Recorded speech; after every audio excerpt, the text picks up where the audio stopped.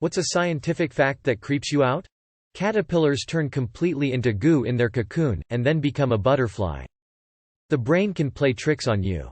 When you look at a clock and the second hand seems to freeze for a moment, your brain is actually generating a false memory and your perception of time stretches slightly backward.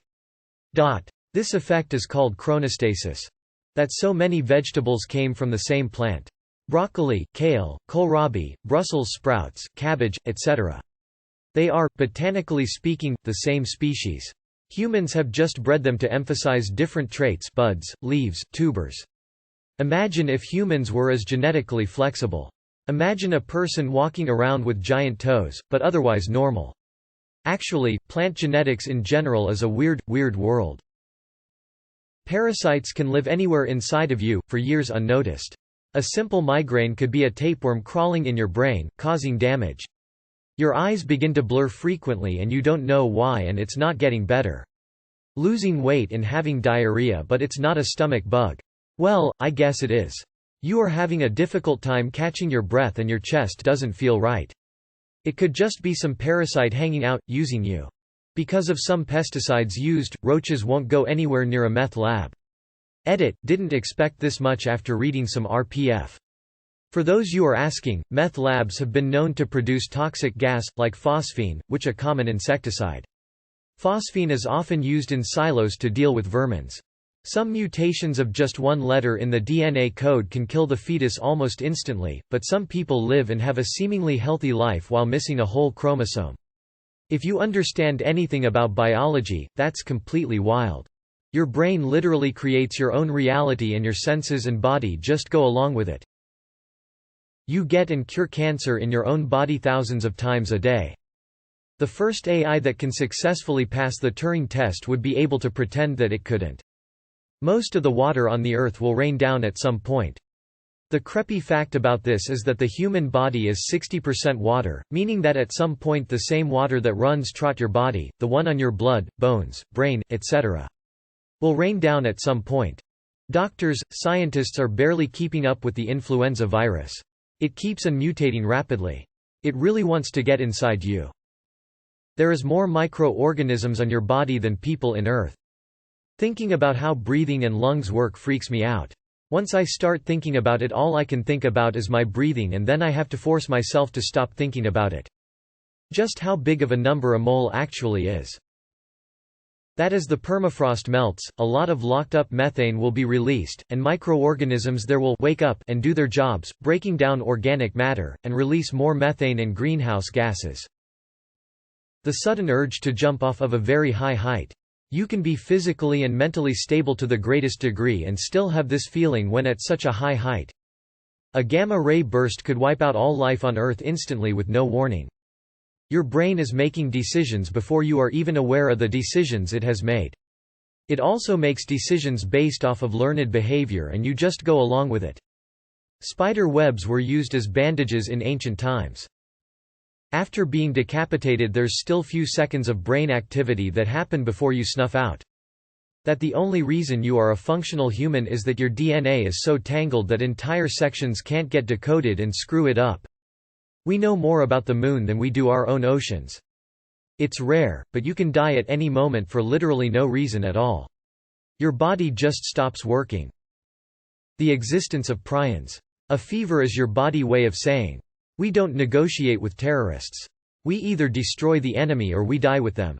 When the Titanic sank, none of the shoes decomposed, so there's ton of shoes at the bottom of the ocean. Years ago I saw an episode of Monsters Inside Me where this guy was doing something outside and a fly flew into his eye. It only made contact for about a microsecond, but it was enough time for it to lay eggs. After they hatched, they started eating his eye from the inside and he was starting to go blind until a doctor figured out what was wrong.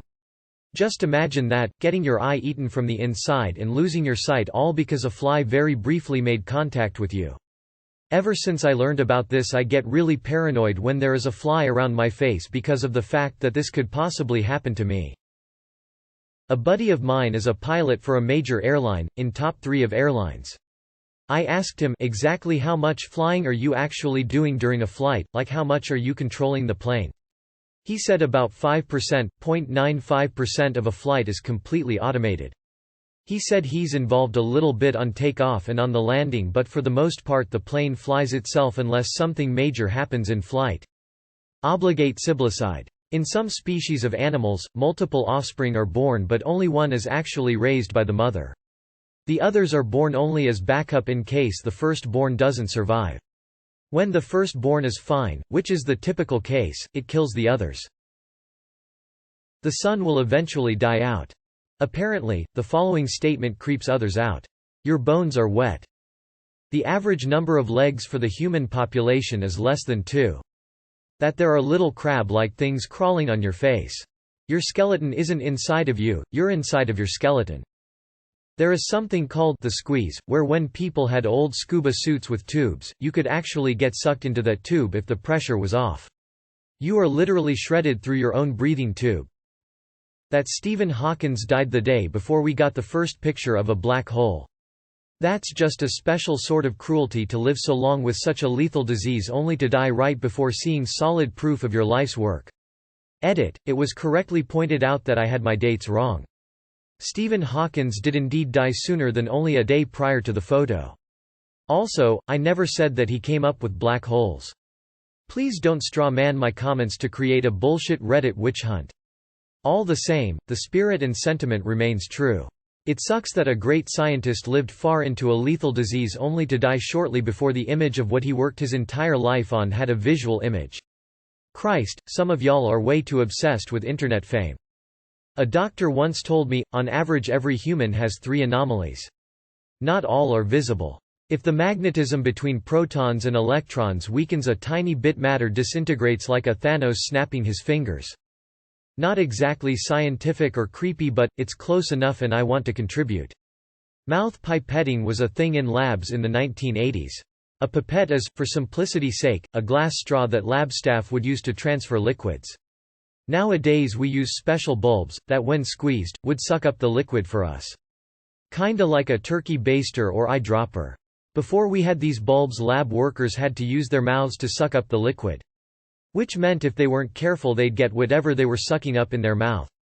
I'm currently training to be MLAT, and those fluids would usually be urine, liquid stool, sputum and so on. That just because a planet has the properties to sustain life, the probability of life evolving are still extremely rare, exponentially so for intelligent life. There are an estimated 36 intelligent civilizations in the Milky Way, but they are so far away we wouldn't have had the chance to communicate with them.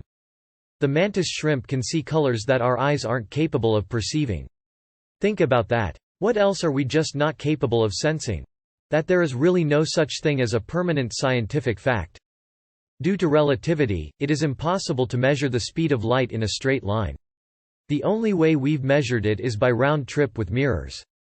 For all we know, it could be instantaneous going one way, and half the speed of light in the other, and it would be impossible to tell. There is a supermassive star 7,600 light-years away named Eta Carinae A. It is about 200 times the mass of our Sun. Its size is about the size of our entire solar system. It is 5 million times brighter than our Sun. And it is very very very near supernova. It might have already happened and the shock wave is on the way. It probably is far enough away to where won't destroy our solar system. Probably.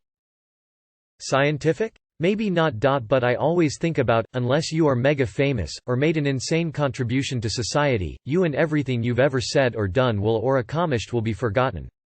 In time, after you die, you will gradually be forgotten by your family and friends. Every shared experiences with friends or family will be forgotten and lost because you will die and your friends will die, your family will die, no one will exist anymore to share or talk about your memories. Your kid will remember you, and maybe your kids' kids, but those kids' kids' kids won't, and on forever you will be phased out of existence. Honestly, how long do you think memories of you will carry on through future generations unless you were mega famous for something? I'm pretty sure scientific fact is a bit of an oxymoron. Science always leaves room for an improvement on a theory. That Bring said. Where TF is the 95% of the mass of the universe at? Why can't we find it?